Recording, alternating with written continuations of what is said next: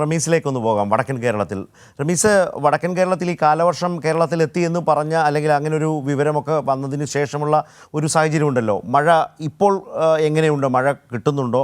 വേനൽ മഴ ഈ രണ്ട് മേഖലയിൽ കിട്ടിയതുപോലെ വടക്കൻ കേരളത്തിൽ ലഭിച്ചിട്ടില്ലല്ലോ. അപ്പോൾ കാലവർഷം എത്തി, പ്രതീക്ഷയോടെ കാത്തിരിക്കുകയാണല്ലേ. ഈ ചൂട് പൂർണ്ണമായും മാറി നല്ല മഴ എല്ലാ ഭാഗത്തും കിട്ടുന്ന ഒരു സാഹചര്യമായോ വടക്കൻ കേരളത്തിൽ?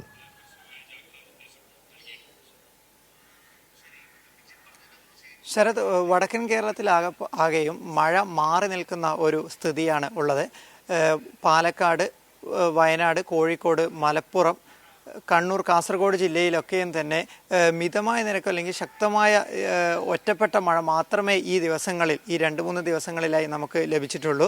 എല്ലായിടത്തും തന്നെ ശാന്തവും തെളിഞ്ഞതുമായ ഒരു കാലാവസ്ഥയാണുള്ളത്.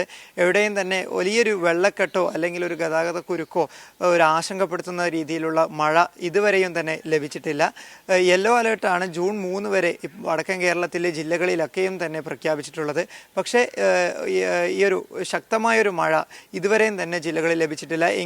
എങ്കിലും മലയോര മേഖലകളിലൊക്കെയും തന്നെ ചെറിയ രീതിയിലുള്ള ഈ ഒറ്റപ്പെട്ടിട്ടുള്ള ഇടയ്ക്കിടെയുള്ള ശക്തമായ മഴ ഇടയ്ക്കിടെ പെയ്യുന്നുണ്ട്. മാത്രമല്ല, ഇടിമിന്നലിൻ്റെ ഒരു മുന്നറിയിപ്പ് കാലാവസ്ഥാ നിരീക്ഷണ കേന്ദ്രം ജില്ലകളിൽ നൽകിയിട്ടുണ്ടായിരുന്നു. അതും കൃത്യമായി ജാഗ്രത പാലിക്കേണ്ടതായുണ്ട്. കാരണം ഇന്നലെ കോഴിക്കോട് ബീച്ചിൽ 8 പേർക്ക് ഇന്നലെ ഇടിമിന്നലേറ്റ് ഗുരുതര പരിക്കേറ്റിരുന്നു. അപ്പം മാത്രമല്ല, വിവിധ ജില്ലകളിൽ കഴിഞ്ഞ ദിവസങ്ങളിലും മിന്നലേറ്റ് ചില വാർത്തകൾ നമുക്ക് ലഭിച്ചിട്ടുണ്ടായിരുന്നു. അപ്പം ഇത്തരത്തിൽ മുന്നറിയിപ്പും ജാഗ്രതകളും പാലിക്കണം. എന്നാൽ ശക്തമായ മഴ മുന്നറിയിപ്പ് ജില്ലകളിൽ ഇതുവരെ ഉണ്ടായിട്ടില്ല.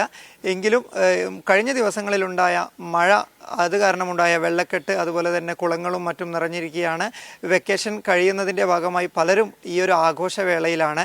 അവിടേക്കും തന്നെ ജാഗ്രത പാലിക്കണം എന്നൊരു കാര്യമാണ് പ്രത്യേകം ശ്രദ്ധിക്കേണ്ടത്. ശരത്. ശരി, വടക്കൻ കേരളത്തെ സംബന്ധിച്ചാണ് റമീസ് സംസാരിച്ചത്.